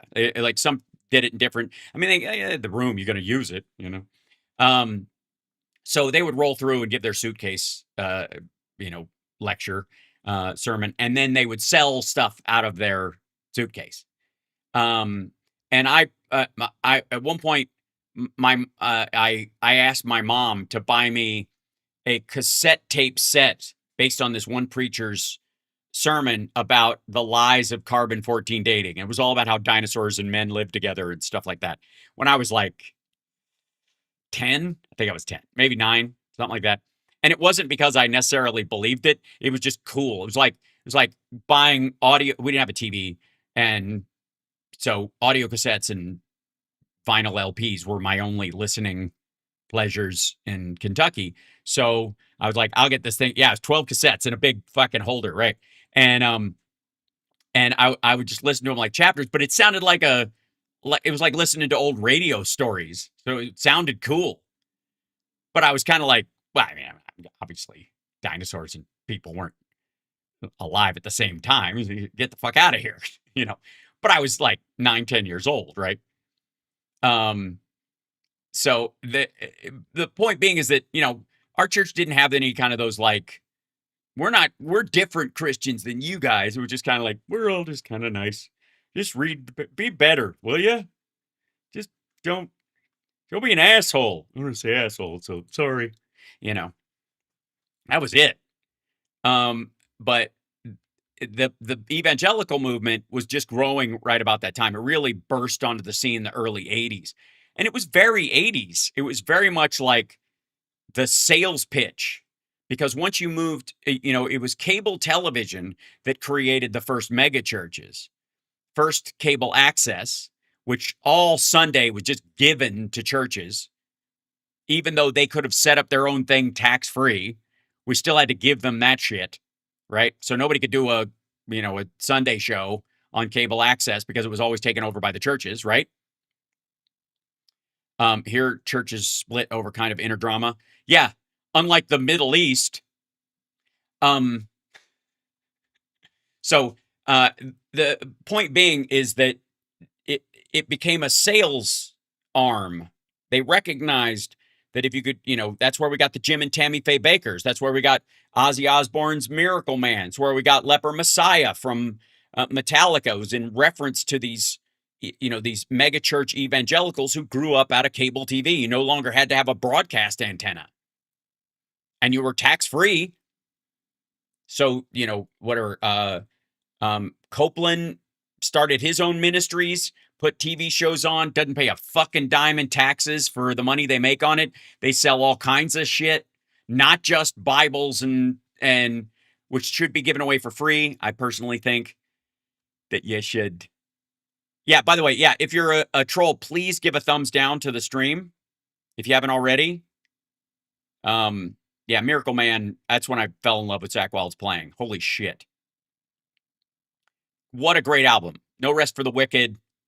I gotta say, I love No More Tears and all that stuff, but Ozzy's most solid through and through album, like all killer, no filler. Yes, I'm so upset that the trolls are here.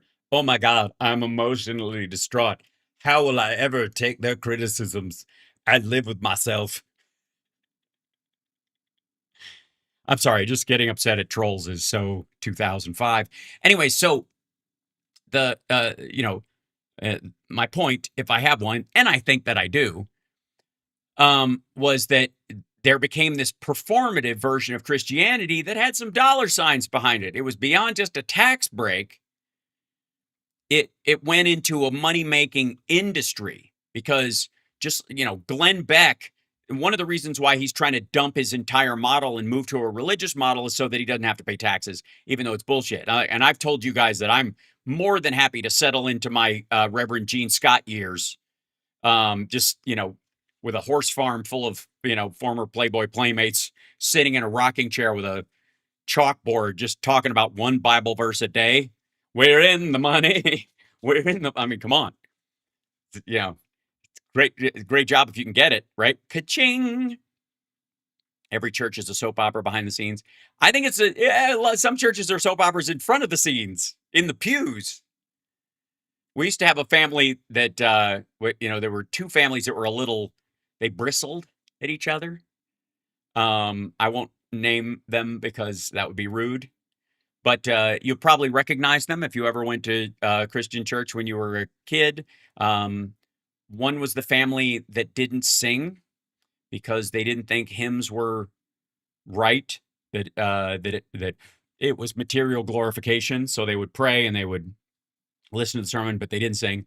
And then the other family, they had the husband who sang the bass part, and the wife who sang the really loud part, and the kids who basically slept or farted through the whole thing. And so you would hear, I will cling to the old rugged cross. That couple. You know that couple?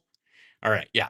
So they were, but it was all, the irony is that sometimes if our car was fucked up, which happened a lot, we would stand out at the end of our driveway, which was about a mile away from our house, and wait for one or either of these families, depending on who we called that day, to pick us up and take us to church and then drop us off because they both lived that way and church was that way. So we were between them. So we would stand at the end of the driveway like kids waiting for the fucking school bus.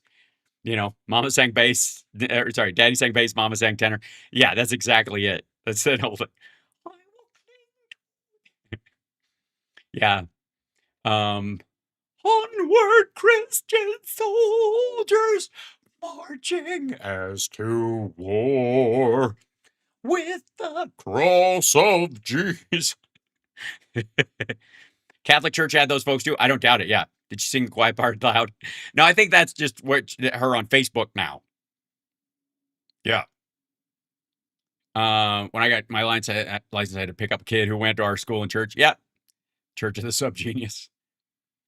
I'll have you know that I was taught, I don't know about you, but I was taught in Sunday school to, be as Jesus-like as you possibly could be. And since I couldn't magically create fish and bread, I was like, well, the one thing I can do is that Jesus was irritating.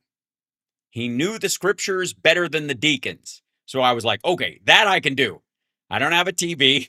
I'm out in the fucking sticks. And like Abraham Lincoln, who also is from Kentucky, along with, Muhammad Ali and George Clooney and Johnny Depp and me. Obviously, there's something in the water. He taught himself, to read and speak another language and all that kind of stuff. So I was like, I'm studying the shit out of this thing. I'm going to get it all down. I went to church camp every year. And, great times. I'm just saying. I think it was Alan Watts who said that, Christianity is the highest form of kink because nothing's kinkier than making sex dirty, right? Hence the when you're all like church sleepovers, lock-ins. Come on. Did you try to walk on water? No, but I did skip rocks like a son of a bitch. So point being is that I read the Bible quite thoroughly. I'm very proud of that fact. And then I was like, oh, you don't actually want to. Hi. Well, thank you.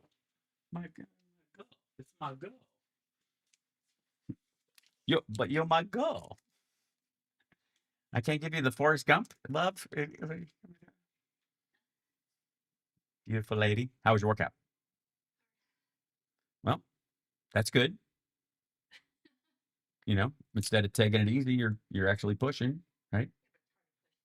Sure. No, I understand it's a balance, but yeah, I'm just saying. Yes, I'm impressed. That's all I'm saying. My girl went to the gym, even though for the current unpleasantness. So, love you. Is there a cat down here that I can show these people? No, they're all upstairs. Okay. Well, they say hi, by the way. Wait, is Hal Jesus? No, but we're all children of God. If one is, we all are. I think that's the rule. I loved Alan Watts. I used to listen to him on KPFK. in L.A. Oh, Chip is? Well, hold on. We haven't seen him in a bit. I might need a dolly to bring him in. Talk amongst yourselves.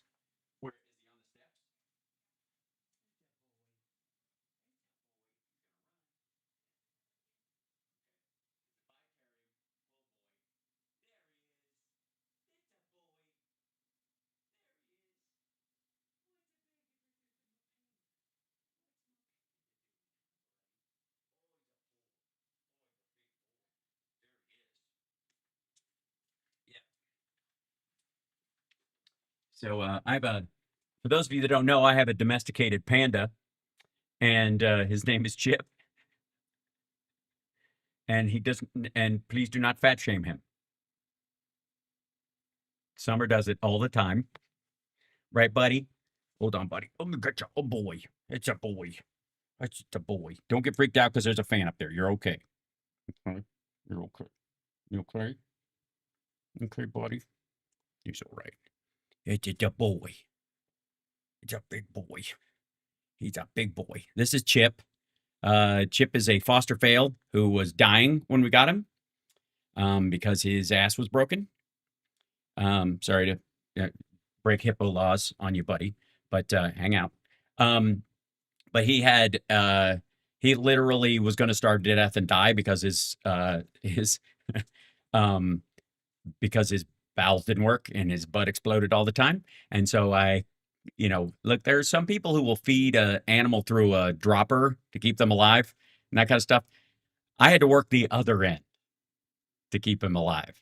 And needless to say, he's figured out how to eat and survive. Can I let you down? Are you okay, buddy?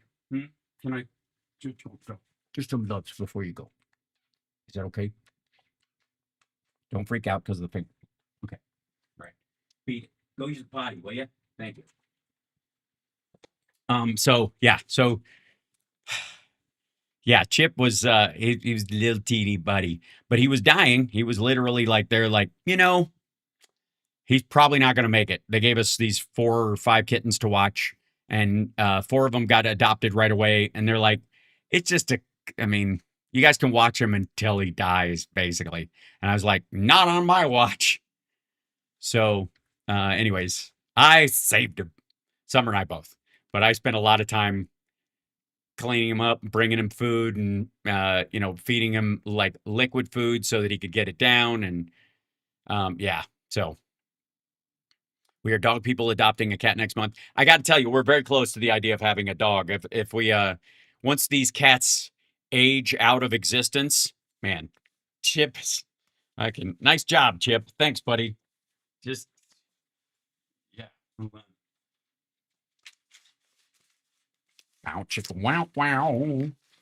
How's it going, ladies?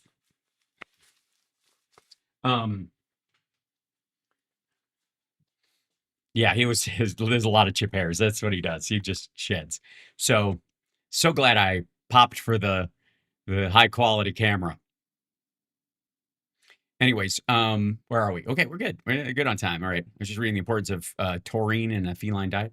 Well, yeah, I was like, fuck you, death. Exactly. But yes, it's they've got you can't have a vegetarian cat. They will die. One of the weirdest conversations I have ever had about pets was talking to Moby, who is, bless his heart, a committed vegan, which means if you're ever over at his house and a piece of furniture falls on you, you're on your own.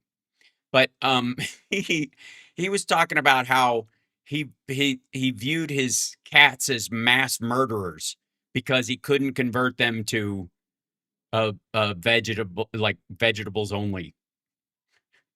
And I was like, really? It's a cat. Like, you can't moralize a feline on your, like, that's the point. We have a choice, right? We're humans. We're omnivorous within, some limits. Oh God. All right. It reminds me of what we had to do to bring our diabetic cat back from near death. Yes, there's a lot of work. Remember when Chip tried to be a radio engineer? Well, he does that by running around underneath the table and knocking wires out. That's fun. Because I don't have enough of those problems. Hi there. A lot of fluids. That's right. Had to provide critical care for my pet dove. She's still. Oh, I one of these days, I wish I could have my buddy Rob Fiedler, who was I was his roommate for years. Um, he has Cocker Spaniels. He's one of those guys who always gets the same dog, just rotates one out. You know, when one dies, he's always got two, and you let one kick off. You know, and you bring in another one that fills the gap or whatever. And at one point, Taffy, who was the dog that he had when I first met him, she was getting long in the tooth, and he'd gotten Scooter. We named Scooter because of how he would clean his butt on the carpet. You're welcome. And Taffy was lovely, but she had cocker rage, which is she'd be really sweet until she wasn't, and then she'd get that kind of like her eyes would just go fucking psycho, and she like black eyes like a doll's eyes, shark's eyes, and you'd go over to pet her and farewell and adieu to you fair Spanish ladies. You're gonna need a bigger pooper scooper. So so Taffy at one point was dying. She was going out. It was rough. And she had to get a lactated ringer to keep her alive. And Rob, bless his heart, he just loved that dog too much to poke a hole in her. And so he was, it was like, it was just hard for him to do it. My mom's a nurse. I got no problem with needles. I'm a big acupuncture fan. So I was like, and she would react a little bit at first. After a while, she got used to it.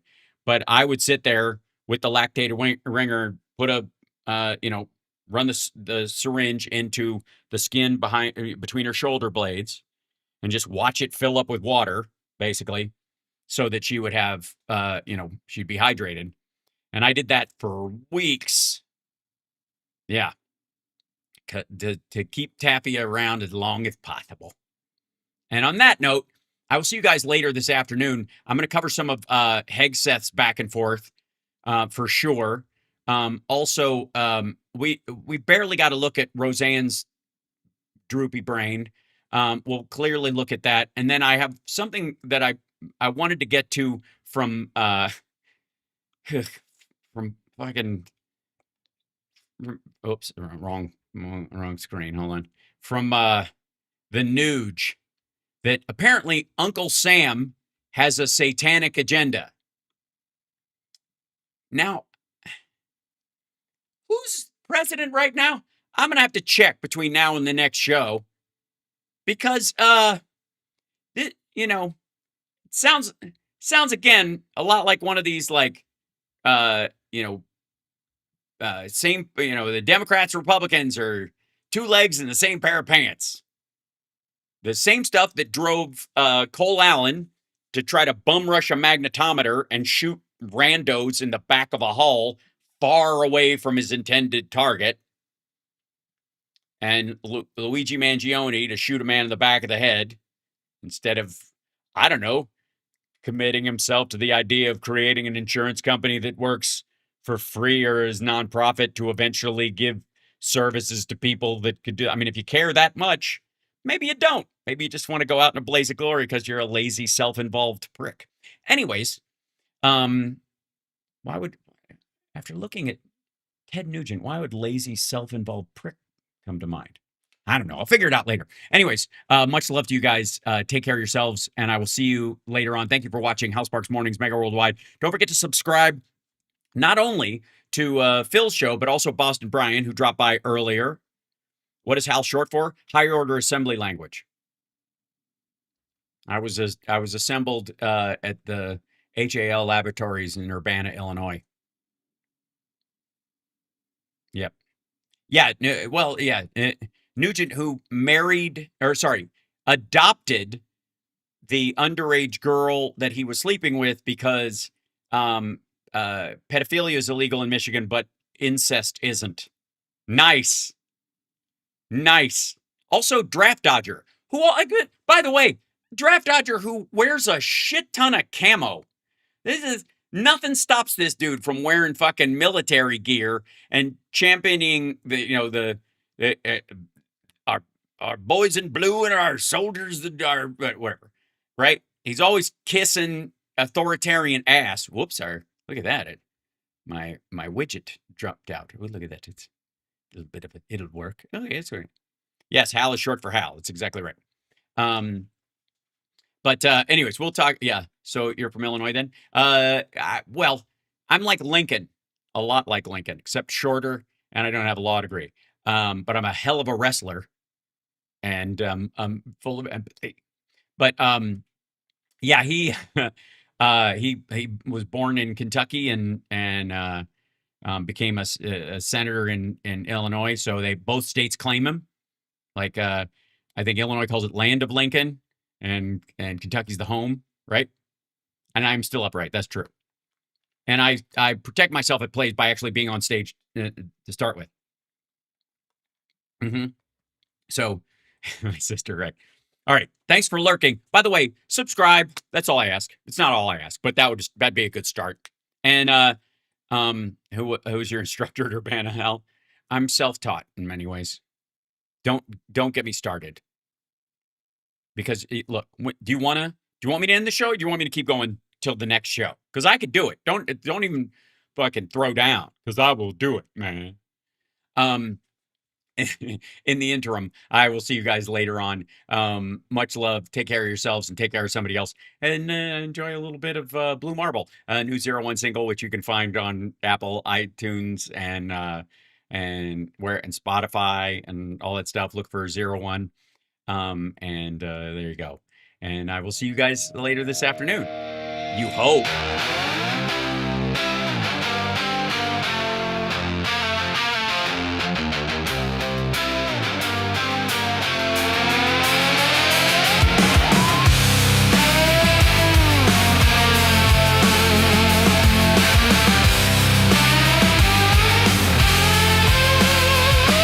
Helmet hair shaking on the tarmac. Moon dust still in the folds of my hands. You look up, but your sky is crowded. Tiny screens drowning out the span. Every face glowing in the blue light. Every street buzzing sharp and loud. I float in the gravity of old fights. You laugh like it's just another cloud.